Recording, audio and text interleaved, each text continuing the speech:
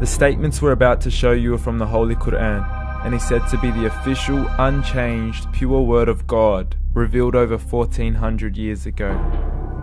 Claiming to be the word of God is a heavy statement, and without proof, or if a single contradiction is found within the book, the apparent word of God will be proven false. So without further ado, let's put the book to the test.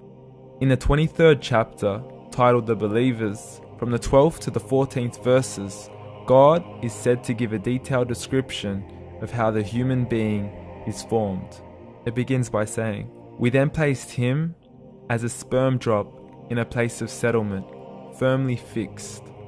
Then we made the drop into a alaqa." We will translate this word very soon. "And then we changed the alaqa into a lump.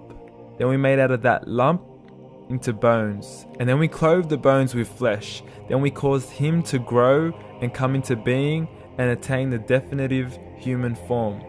In the 21st century, we can now safely say that this verse is clearly describing the process of human development in correct chronological order.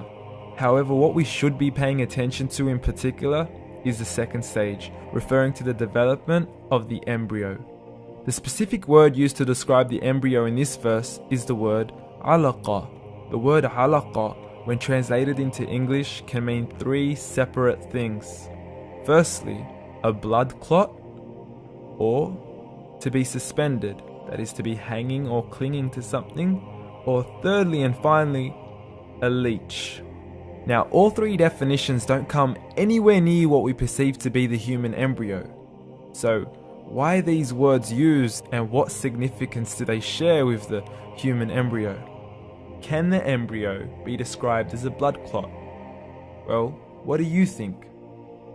In the third week of embryonic development, a tubular heart joins with the blood vessels to form a primordial cardiovascular system, and by the end of the third week, the blood is circulating and the heart begins to beat on day 21. The first thing that comes to mind in regards to being suspended or hanging is the umbilical cord. But we can't use that example because we are simply referring to step 2, before the baby has even formed. But we now know today that the umbilical cord is formed from the connecting stalk. And the connecting stalk is formed as soon as the embryo is formed. The embryo's connecting stalk has even been described by John Allen and Beverly Kramer as an object to suspend the developing embryo in the extra-embryonic column. So an embryo is suspended and does have a strong resemblance with a blood clot.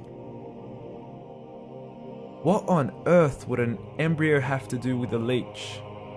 Figure A shows the structure of an embryo at 25 days. Figure B shows a leech. Now please note once again that the embryo in this stage is no greater than the size of a kernel of wheat. This is an X-ray of the embryo at 22 days. This is the internal structure of a leech. It's mind-blowing stuff, but you still haven't seen anything yet.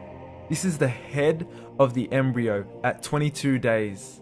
The detail you are seeing right now is absolutely impossible to be seen with the human eye and can only be seen with a microscope. This is the back end of a leech. There's no other words used to describe this other than mind-blowing. The pictures we have shown you are impossible to be seen with the human eye or even to be predicted by the human mind. Once again, the verses we have shown you were revealed over 1400 years ago to a man who couldn't read nor write. Are these the words of God? Descriptions of the human embryo in the Quran cannot be based on scientific knowledge in the 7th century. The only reasonable conclusion is that these descriptions were revealed to Muhammad from God, from God, from God, from God.